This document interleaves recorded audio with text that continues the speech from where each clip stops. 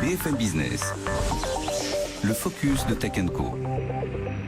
C'est la bataille des crypto-monnaies, c'est la bataille de l'été. Si vous avez suivi un peu l'actualité high-tech, voilà, vous avez dû voir, comme moi, ce cours du Bitcoin qui est monté 2000 € fin juin. Il est à plus de 3600 € aujourd'hui. Mais qu'est-ce qui s'est passé? Eh bien, il y a un autre Bitcoin qui est arrivé, puis ça a créé des batailles. On va en parler avec nos experts. Ils sont avec nous. Pierre Entremont, qui est principal chez Otium Ventures. Bonsoir. Bonjour Frédéric. Merci d'être avec nous. C'est un fonds d'investissement donc spécialisé dans la tech. Et puis avec nous, Nicolas Bacca. Bonsoir. Bonsoir. Vous êtes cofondateur et CTO de Ledger. Vous proposez des portefeuilles de crypto-monnaies. Vous allez nous expliquer tout ça, parce qu'on va revenir sur le fonctionnement du Bitcoin, de la crypto-monnaie, de la blockchain. Voilà, c'est toujours des concepts dont on a l'impression qu'on les utilise fréquemment, mais voilà, il faut toujours réexpliquer un peu ce qu'on fait avec la blockchain et ce qu'on fait avec cette partie, ce segment de la blockchain qui concerne la crypto-monnaie, ce Bitcoin.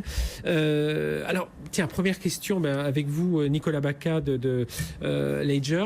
Qu'est-ce qui s'est passé? Pourquoi cette flambée du cours? Voilà, on a vu ça cet été, c'est monté. On s'est demandé ce qui se passait et vous allez nous expliquer pourquoi.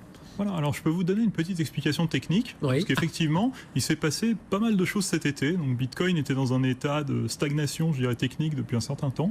Et cet été, on a réussi à montrer en fait que Bitcoin pouvait évoluer. Donc on avait des évolutions du protocole qui avaient été planifiées de longue date qui n'étaient pas prévues. Et pendant cet été, on a eu une première évolution qui est passée, donc concernant la scalabilité et l'augmentation des performances de Bitcoin, qui va être activée d'ailleurs dans les jours à venir et qui va encore ouvrir la porte vers des nouveaux horizons, je dirais, pour Bitcoin. Et surtout, on a montré que même en cas de désaccord, Bitcoin restait fort, donc Bitcoin restait uni, et qu'au final, les forks qui pouvaient se créer autour de Bitcoin n'avaient pas d'impact. Les forks, donc c'était ce qui développe... Voilà.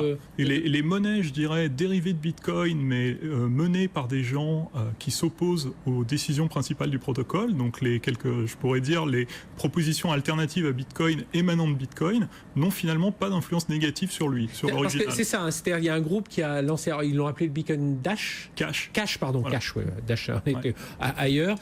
Bitcoin Cash, et puis finalement on a vu que le Bitcoin était suffisamment résistant en lui-même pour résister à cette attaque, et donc ça lui a redonné cette valeur. Et c'est ce qui explique comme ça cette flambée des cours. On s'est dit finalement, il est pas si instable que ça, il est plutôt fiable, et allons-y. Voilà, alors je dirais que c'est pas vraiment une attaque, c'est une vision différente, parce que Bitcoin, c'est une monnaie qui évolue comme Internet, donc Internet, c'est un environnement très chaotique.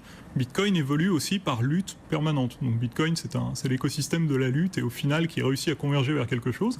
Là, on a vu que ces deux visions-là, je vais pas dire qu'elles se complètent, mais en tout cas qu'elles peuvent exister. Alors, c'est ça, le Bitcoin, alors ça a été créé il y a 9 ans à peu près, donc ça valait rien, c'est ça aujourd'hui. On estime, je crois que la masse de Bitcoin en circulation, c'est aux alentours de 60 milliards de dollars à peu près. Ça va être un petit peu compliqué à évaluer, mais je pense oui. C'est à peu près dans ces eaux-là.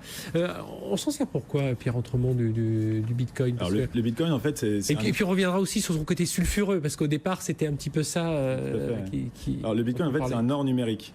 C'est l'équivalent de l'or, donc c'est un actif qui s'échange sur Internet de façon décentralisée et dont le cours en fait est le produit de l'offre et de la demande sur les marchés. Et donc c'est utile. Je viens de comprendre du coup avec ce que vous venez de dire, parce que j'ai lu une définition. L'or, c'est le Bitcoin sans l'électricité. Je me disais, mais tiens, voilà, vous l'expliquez. Et d'ailleurs, c'est pour ça que tous les mineurs sont en Chine, c'est qu'ils sont derrière les barrages hydroélectriques, pour l'anecdote. D'accord. L'électricité. Et donc, le Bitcoin, c'est comme l'or, et donc c'est utile pour transférer de la valeur ou pour en stocker, en fait. Et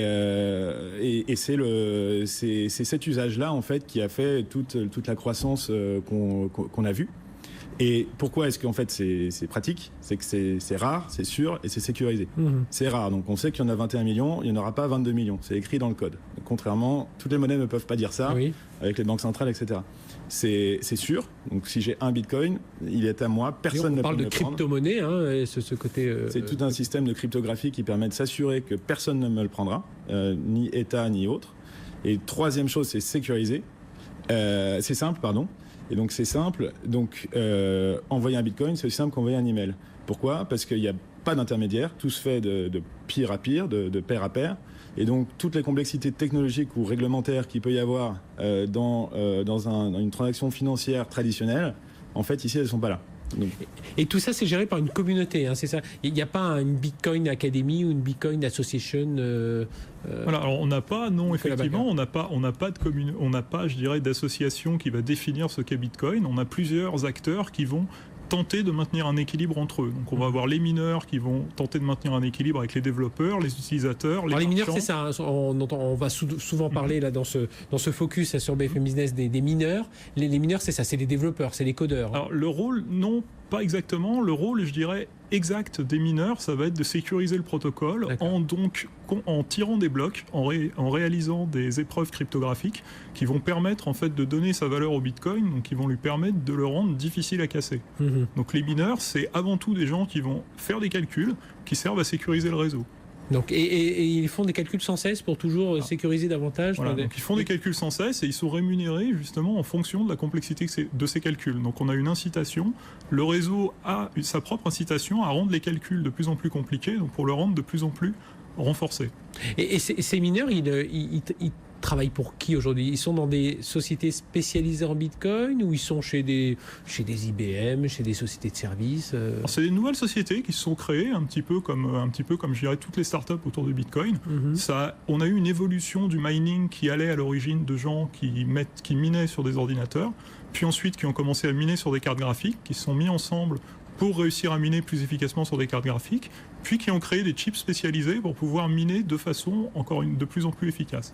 Oui, et ça s'est en fait professionnalisé. Au début, vous pouviez depuis votre appartement avec votre ordinateur miner des bitcoins, et puis évidemment comme tout, ça s'est professionnalisé. Maintenant c'est des gens dans des grands hangars en Chine, juste derrière les barrages hydroélectriques, avec des infrastructures qui sont impressionnantes et qui sont en fait finalement un petit peu centralisées, parce que vous avez des gens qui représentent 15% du réseau total, 20% du réseau total, et même je crois savoir que les Chinois représentent 70% des mineurs. Alors justement, c'est une question, parce qu'on parle beaucoup des Chinois, on parle beaucoup des Russes aussi. Pourquoi c'est eux qui ont la mainmise là, sur ce Bitcoin? Les Chinois, ils ont la mainmise au niveau des mineurs en tout cas. La majorité des mineurs sont chinois, notamment parce que l'électricité est pas chère là-bas. Ça, c'est un fait. Donc, ils peuvent utiliser de la capacité de calcul beaucoup moins chère. En fait, le Bitcoin, c'est un moyen de convertir de l'électricité en dollars. C'est pour eux. Ouais. Et donc, ça, c'est pour les Chinois. Ce qu'on peut dire aussi sur la Chine, c'est que comme c'est parfois difficile pour eux de convertir du yuan dans d'autres devises, c'est aussi un moyen d'évader du yuan de façon sécurisée. Donc ça, c'est pour la Chine. Et ensuite, pour la Russie, effectivement, on a vu récemment que apparemment le gouvernement russe s'intéresserait au sujet des crypto-monnaies. Alors peut-être pour faire des monnaies de réserve, peut-être pour d'autres usages, c'est pas encore très clair. Et autre anecdote sur le sujet des États avec les cryptos, il paraîtrait que la Corée du Nord fait partie des mineurs de Bitcoin pour justement générer des devises, des dollars, etc. Alors ça, c'est les mineurs. Alors qui sont les autres acteurs autour de ce Bitcoin? Alors donc on va avoir les développeurs qui, eux, vont réaliser, je dirais, les différentes améliorations qu'on peut avoir sur le protocole. Donc là-dessus, ça se passe d'une manière assez classique pour un protocole open source. On a des communautés de développeurs qui se créent, qui font des propositions, et au final, ça marche. C'est une méritocratie. Donc les développeurs qui vont créer les propositions les plus intéressantes vont se faire intégrer dans le protocole, et la communauté va décider de quelles améliorations on a envie de voir. Donc on a la communauté en elle-même, donc les utilisateurs qui, eux, au final, vont représenter la voie du marché et vont déterminer vers quelle donc là, ça peut être des industriels, des financiers... Voilà, là, ça peut être des particuliers, des industriels, des financiers, des hedge funds, des sociétés qui souhaitent même contribuer, je veux dire, ou investir dans des crypto-monnaies pour des raisons complètement, je dirais, personnelles. On peut avoir un petit peu de tout. Donc on a aussi dans cet écosystème-là des marchands et des échanges qui jouent des rôles importants. Donc les échanges sont la passerelle entre les crypto-monnaies et les monnaies traditionnelles. Et les marchands eux-mêmes vont définir un petit peu l'adoption de la crypto-monnaie. Parce qu'aujourd'hui, une crypto-monnaie fonctionne pas uniquement, je dirais, si les gens la conservent, elle va fonctionner si les gens peuvent l'utiliser. Donc ce qui fait la force de Bitcoin, par exemple, par rapport à d'autres crypto-monnaies aussi aujourd'hui, c'est qu'on commence à accepter Bitcoin de plus en plus facilement. Par exemple, au Japon, on a eu récemment une campagne qui a été montée pour pouvoir payer de plus en plus de choses naturellement au Bitcoin. Et alors, comment, parce que vous le disiez tout à l'heure, on a 21 millions de Bitcoin. On aura 21 millions de Bitcoin, et ça s'arrêtera là. Et comment, alors, moi, si je veux en détenir là aujourd'hui, comment je fais concrètement, Pierre Entremont? Alors, c'est ce que disait Nicolas, vous pouvez aller sur un exchange, en fait, un peu comme ce qui se passe pour les actions en bourse. D'accord. Une place de marché où se rencontre l'offre et la demande, avec des gens qui souhaitent vendre leur Bitcoin ou leurs autres crypto-monnaies. Et donc c'est un système d'offres et de demandes, et vous D'accord. allez pouvoir comme ça trouver des gens qui vont vouloir vous les vendre. Et c'est des exchanges qui sont très importants, hein. C'est des volumes de plusieurs milliards par jour, plusieurs milliards de dollars par jour. Et c'est des entreprises qui n'existaient pas il y a 2 ans et qui, avec l'augmentation des cours qu'on voit là depuis 6 mois, sont en train d'exploser, quoi. Oui, et donc des entreprises de mining, enfin de mineurs notamment, qui sont là-dessus. Est-ce que ça veut dire qu'on estime qu'aujourd'hui on peut définir le nombre de détenteurs de Bitcoin dans le monde aujourd'hui? Je sais pas, Nicolas Bacca. Alors, c'est toujours là, étant donné que le Bitcoin est pseudo-anonyme, c'est compliqué, je dirais, de répondre à la question, puisqu'on peut voir des transactions, on peut voir des échanges, on peut déterminer des volumes. Au final, on ne sait pas vraiment qui sont derrière ces volumes. Donc, on peut avoir des estimations vagues en regardant, par exemple, le nombre de porte-monnaies qui vont être créés par des sociétés comme blockchain.info, ou des sociétés qui sont très importantes sur le marché, je dirais, et qui sont quelque part des points de centralisation pour les utilisateurs, mais on va juste pouvoir en tirer des estimations. On ne va pas pouvoir savoir exactement si derrière, par exemple, 100 000 adresses, on a 100 000 utilisateurs ou un utilisateur qui a 100 000 adresses. Et alors, comment on explique au départ, parce que c'est vrai, le Bitcoin a tout de suite eu une réputation un peu sulfureuse, hein. Je ne parle pas de son instabilité. Là, visiblement, on voit que l'instabilité, on l'a dépassé avec ce qui se passe en ce moment sur le cours. Mais voilà, on parlait du Bitcoin, voilà, c'était la monnaie d'échange des mafieux, des trafiquants en tout genre. Ça s'est changé sur le Deep Web. Enfin, voilà. Comment c'est arrivé? C'est un petit peu comme Internet au démarrage. Les premières personnes à y avoir trouvé une utilisation vraiment très utile dans leur contexte, ça a été des gens pas forcément très recommandables. Et donc avec Bitcoin, effectivement, au début, on a pu voir la même chose. Ce qu'il faut voir quand même, c'est que Bitcoin n'est pas si anonyme que ça. On peut tracer toutes les transactions. Et que en fait, il y a d'autres crypto-monnaies qui sont, elles, faites pour les usages vraiment illégaux. Parce qu'on ne peut pas tracer ce qui s'y passe. Et c'est pas Bitcoin. D'accord. Mais effectivement, ça veut dire que lorsqu'on avait, je reprends l'exemple qu'on a eu enfin c'était même cet été, oui, enfin au printemps, à l'été, de ces ransomware qui étaient demandés voilà, et paraît-il les rançons étaient demandés en Bitcoin. On pouvait tracer, essayer au moins de tracer vers où allait le paiement. Après, une fois que l'argent est échangé, là, on sait effectivement, plus, mais c'est pas si facile que ça pour eux d'ensuite, une fois qu'ils ont les bitcoins, les blanchir en quelque sorte, pour en arriver à un stade où plus personne ne peut les soupçonner. C'est pas si facile que ça, c'est possible, mais ça demande quand même des efforts. Oui, c'est ça, Nicolas Bacas, autour de cette réputation sulfureuse du Bitcoin. Oui, donc il y a effectivement des sociétés qui se sont spécialisées aujourd'hui dans le tracé de Bitcoin, donc c'est pas vraiment difficile. Je dirais la réputation sulfureuse est arrivée au démarrage, puisque le Bitcoin était rattaché à rien. Donc effectivement, rattaché à rien, on avait dans l'imaginaire collectif en fait que du coup ça pouvait servir à tout et n'importe quoi. On s'est rapidement rendu compte, donc en étudiant un petit peu plus la technique, qu'effectivement c'était pas si anonyme que ça. Et en fait, c'est beaucoup plus dangereux, même je dirais aujourd'hui, si vous êtes un criminel, de réaliser une transaction en Bitcoin plutôt que de réaliser une transaction en cash. Parce que si vous réalisez une transaction en Bitcoin, vous laissez une trace indélébile dans la blockchain. Cette trace, vous la retrouverez n'importe quand. Et si un jour, par malheur, 20 ans plus tard, on est capable de remonter une adresse et de prouver que cette adresse vous appartenait, on a une trace irréfutable de votre action. Bon, eh bien on va suivre ça. Allez, on va marquer une courte pause et puis on va continuer à parler du Bitcoin. J'espère que vous comprenez bien, vous suivez bien, parce que c'est une technologie, voilà, on en parle de façon assez simple, mais on essaie de décrypter justement cette technologie, et puis on voit tous les enjeux, hein. Je vous rappelle ce cours de Bitcoin qui s'est enflammé cet été, passant de 2 000 € fin juin à plus de 3 600 € ces jours-ci. Voilà, mais finalement, c'est une bataille qui a montré que le Bitcoin était une monnaie viable, et on va en reparler avec nos invités. Allez, on marque une courte pause. N'oubliez pas, réagissez le hashtag TechCo, TECHCO sur Twitter. Allez, à tout de suite sur BFM Business.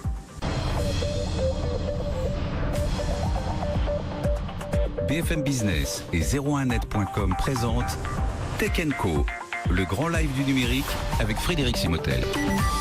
Notre focus dans Tech Co sur BFM Business, on parle du Bitcoin, cette crypto-monnaie qui a flambé véritablement cet été. Le cours était à 2 000 € fin juin, il est à plus de 3 600 € aujourd'hui, donc vous voyez, en quelques semaines. On en parle avec nos experts, Nicolas Bacca, cofondateur et CTO de Ledger, qui propose des portefeuilles pour les crypto-monnaies. Tiens, vous allez nous expliquer justement ce que fait exactement Ledger. Et puis Pierre Entremont, qui est principal chez Otium Venture, qui est un fonds d'investissement spécialisé dans la tech. Un portefeuille pour les crypto-monnaies. Racontez-nous ce que fait Ledger. Oui, alors très simplement, je dirais qu'on réinvente en fait la carte à puce pour la rendre utilisable pour l'utilisateur dans sa vie de tous les jours. qu'aujourd'hui la carte à puce, c'est pas un objet qui est fait pour aller sur Internet. On fait des cartes à puce qui vont sur Internet. Donc qui va sur Internet? La monnaie d'Internet. Et la monnaie d'Internet, ce sont les crypto-monnaies aujourd'hui. Donc au final, on réalise des objets de sécurité à la fois pour les utilisateurs, pour leur permettre de stocker et d'utiliser ces crypto-monnaies de la manière la plus sécurisée possible. Et on va faire la même chose pour des entreprises qui souhaitent investir dans des crypto-monnaies et qui souhaitent donc protéger ces investissements. Alors justement, vous parlez des crypto-monnaies, c'est un sujet, j'imagine que beaucoup de gens qui nous écoutent ce soir se disent mais je pensais qu'il y en avait une seule, le Bitcoin. Alors on a entendu cet été qu'il y a eu ce Bitcoin Cash qui est venu un peu concurrencer puis qui a été, je dirais pas balayé, mais enfin qui a été bien mis de côté. Il y a plusieurs crypto-monnaies comme ça, même plus que ça, en fait, le Bitcoin représente moins de 50% du marché total. Parce qu'en fait, Bitcoin, c'est un réseau blockchain sur lequel l'information qui est échangée est une information financière. Vous détenez 2 Bitcoins, moi je détiens un Bitcoin. C'est ça l'information qu'on s'échange. Il y a d'autres types d'informations qu'on peut échanger sur des réseaux. Ça peut être une information, par exemple, du partage de voitures. Dans le cas de Uber, par exemple, on peut faire un réseau Uber sans l'entreprise Uber. Ça peut être l'information sur un système de partage de fichiers. On peut faire un système à la Dropbox sans l'entreprise Dropbox. À chaque fois qu'il y a un réseau, on peut imaginer ce même réseau décentralisé sans organisation pour le centraliser. Et alors, ces entreprises-là qui mènent ce type de projet, elles créent leur propre crypto-monnaie. Donc, c'est pas Bitcoin, il y a des choses qui s'appellent Filecoin ou Augur, etc. Et au moment où elles créent cette monnaie, elles ont la possibilité en fait de la vendre à leurs utilisateurs et comme ça de lever des fonds. Et donc on appelle ça les ICO. D'accord. Et là on reste dans cette communauté alors vous parlez de vente de voitures, là on reste dans cette communauté là. Exactement. Et on parle en fait, il y a un parallèle qui est intéressant, on parle de tribus internet en fait.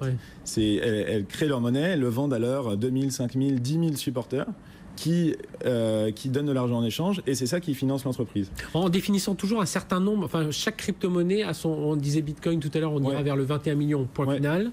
Et chaque crypto-monnaie... Il y a des formats fixes, il y a des formats variables, mais globalement ce qui ne change pas, c'est qu'on est capable de lire dans le code source ce qui va se passer, ce qui n'est pas le cas dans le code source de la Banque centrale. Oui, non, c'est un peu plus compliqué. Et donc avec ce phénomène des ICO, des Initial Coin Offering, de même qu'il y a des IPO sur les marchés financiers où on introduit des actions en bourse, c'était au début anecdotique et c'est devenu très gros, notamment cet été, en 3 mois, plus d'1 milliard levé, donc 2 fois plus que ce qui s'est passé sur le marché du venture capital mondial en early stage. Donc ça a d'ores et déjà disrupté les VC, et au moins sur ce plan mathématique-là. Et il y a beaucoup d'investisseurs qui s'y intéressent et c'est vraiment un nouveau monde qui est en train de s'écrire. En fait, l'idée, c'est de dire qu'il y avait, dans la V1 de l'Internet, on a connecté les gens sans vraiment trop savoir comment faire. Donc on a demandé à des organisations centrales comme Facebook ou Google de s'en occuper, d'administrer les échanges. Ça a créé des monstres qui ont la main sur la data et qui... même sans leur demander, ils l'ont un peu pris, voilà, ils ont mis la main mise dessus sans trop demander, mais en tout cas, voilà, ça... On savait pas faire autrement. Ça a rendu service, en tout cas. Et donc ça a créé des grosses organisations qu'on ne sait plus arrêter et qui ont un pouvoir qui est disproportionné. Et du coup, l'idée, c'est que grâce à la blockchain, on peut inventer une V2 d'Internet, qui est une V2 sans organisation centrale, qui se fait toute de point à point, et où la valeur reste au niveau des utilisateurs du réseau, et qui du coup qui en profitent pour eux-mêmes. Et c'est pour ça que ça intéresse les venture capitalistes en ce moment, c'est que c'est pas tous les jours qu'on a l'occasion de tirer dans les pattes de Facebook ou Google. Oui. Et j'imagine, Nicolas Bacca de Ledger, que enfin, tout ça crée de la valeur, que dans les entreprises aujourd'hui, on doit avoir des entrepreneurs qui nous écoutent aujourd'hui, des patrons d'entreprise, des dirigeants, des cadres, on doit avoir son unité blockchain, crypto-monnaie aujourd'hui. Aujourd'hui, je dirais que c'est important de regarder ce qui se passe déjà, parce que ça peut apporter des choses à peu près n'importe quelle entreprise, je pense, même si on ne tient pas à adopter directement la blockchain. Donc ça peut être compliqué d'adopter tous les principes de la blockchain, par exemple. Aujourd'hui, on parle d'une blockchain décentralisée, on parle de résistance à la censure, on parle de choses qui sont quand même assez, je dirais, voire politisées souvent. On peut avoir des notions complètement privées de blockchain, donc qui peuvent correspondre plus aux désirs d'une entreprise, et surtout, on peut éclater... Une tribu, là, comme vous disiez tout à l'heure. Enfin, et surtout, on peut éclater les composants de la blockchain en différentes parties, et au final, prendre ce qui intéresse. Donc j'ai tendance à dire que la blockchain, même toutes les crypto-monnaies, si jamais on assiste un jour à un échec, on pourra toujours en retirer des choses très intéressantes, notamment au niveau de la cryptographie. On aura fait beaucoup d'évolutions sur la protection des données, sur le transfert de données d'un point à un autre, par exemple. Mais d'après ce que vous nous dites, c'est quand même bien parti pour que ce soit, là on entend 1 milliard d'investissements. Bon, vous n'allez pas démentir parce que vous êtes dans ce domaine-là en plus, mais on sent que c'est quand même, c'est pas un feu de paille. Ah, c'est pas du tout un feu de paille, mais tout, je dirais, c'est surtout une traction qui va entraîner, je pense, concurrence avec elle. Beaucoup de technologies qui sont un petit peu anciennes. En tout cas, par exemple, le monde de la cybersécurité aujourd'hui a beaucoup à apprendre de la blockchain pour être plus abordable et pour être plus performant. On va retrouver la même chose dans des protocoles de vote, par exemple, qui pourront évoluer grâce à la blockchain, sur des protocoles de gestion d'identité qui pourront aussi être rendus beaucoup plus transparents grâce à la blockchain. Donc on va pouvoir, sans aller jusqu'à la disruption, je dirais, d'autres secteurs d'activité, mais au moins en tirer des apprentissages très instructifs. Et ça veut dire que c'est inviolable, c'est-à-dire moi, même si je suis le génie des codeurs, le Bitcoin, pour revenir au moins sur cette monnaie-là, sur cette crypto-monnaie, c'est inviolable parce que justement il y a tous ces mineurs qui travaillent autour et qui sans cesse sont en train d'améliorer le... Alors la cryptographie aujourd'hui en elle-même de Bitcoin n'est pas cassable à l'heure actuelle des connaissances en matière de cryptographie. Ensuite, la résistance du réseau va rendre sa manipulation de plus en plus difficile. Oui, c'est ça. Plus il y a cette communauté-là, plus ça devient compliqué. Pierre Entremont. Je voulais ajouter sur le sujet des entreprises qui peuvent être intéressées par ce sujet-là. Il faut voir que la blockchain est intéressante quand il y a un réseau, en fait.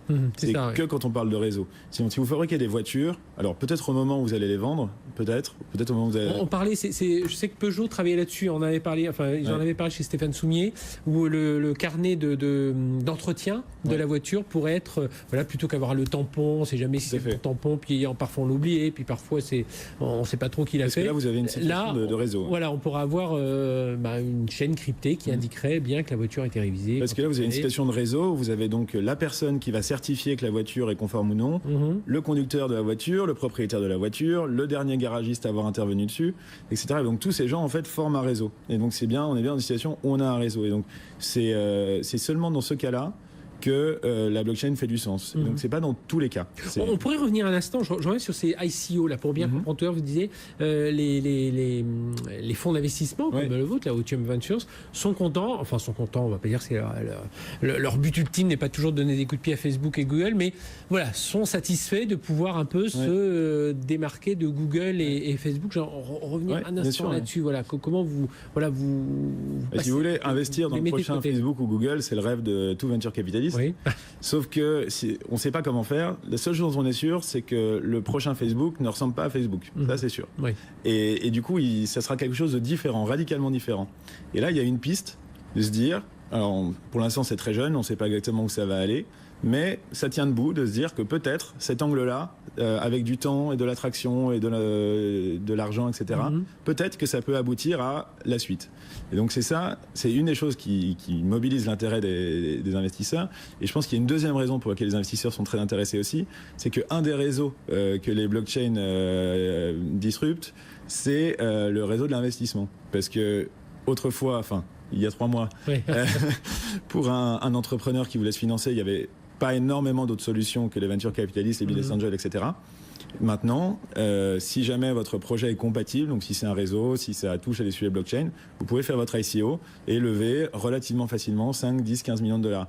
Donc quand on dit à des VC qu'ils sont en train de se faire disrupter... En plus, sans diluer son capital. Parce que en plus, avec une dilution différente, en tout cas. Oui, différente, c'est ça. Et donc, quand on dit à des VC, à des investisseurs qu'ils sont en train de se faire disrupter, on a leur attention, en fait. Et donc, ça, c'est 2 raisons qui expliquent qu'il y ait beaucoup d'intérêt. Et je pense que Nicolas le voit aussi. Il y a beaucoup d'argent institutionnel qui va arriver sur le marché, là, en septembre-octobre. Des gens qui ont remarqué l'augmentation du cours. Déjà 1 milliard sur 2017. Alors 1 milliard, ça c'était justement, c'est des particuliers en fait. C'est des gens. Donc, quand les institutionnels vont arriver, ça va encore plus. Tout à fait, Et en fait, les institutionnels qui ont pu observer avant l'été la montée, l'excitation, etc., qui ont pris la décision d'investir à ce moment-là, mais sauf qu'il faut 2, 3, 4 mois pour se mettre en ordre de bataille. Il faut des sujets compliance, des sujets de sécurité, parce que c'est des titres porteurs en fait. Donc il est bien évident que vous n'allez pas les garder dans votre bureau. Il faut des systèmes de sécurité pour pas se mettre en danger. Donc le temps de régler tous ces problèmes-là, l'argent il va arriver maintenant, septembre, octobre, novembre, et on peut s'attendre à un gros volume d'argent sur le marché. Nicolas Bacca de Ledger, pourquoi les États aussi s'y intéressent? On parlait de la Russie, de la Chine, mais voilà, pourquoi un État Déjà parce qu'aujourd'hui, je pense que c'est dur d'ignorer le phénomène. Au départ, on pouvait dire que les crypto-monnaies, effectivement, c'est un petit épiphénomène auprès de férus d'informatique. Bon, aujourd'hui, on a un petit peu dépassé ça. Une banque centrale, on rentre dans le domaine de l'investissement direct, et voilà, on est maintenant des actifs financiers respectables, donc déjà d'une part. Après, je pense que ça permet de s'affranchir effectivement de tiers, de l'influence de tiers, et ça permet de gérer sa propre politique soi-même. Ça peut permettre aussi plus de transparence. Alors ça, bon, après, ça va être une question de savoir si ça peut intéresser ou pas un État, mais en tout cas, ça permet déjà de s'affranchir de règles externes. Donc ça peut aussi renforcer, je pense, on a vu ça par le mining, la puissance d'un État à l'international, puisque ça contribue, je dirais, ça peut démontrer que l'État est quelque part à la pointe de l'innovation sur un certain domaine. Donc ça démontre de l'innovation dans des domaines quand même assez pointus d'électronique et d'optimisation. Donc c'est pas non plus négligeable comme message, je dirais, envoyé au monde. Et nous, on a une carte à jouer. Évidemment, la France, on est bon en mathématiques, donc ça veut dire on est bon en programmation.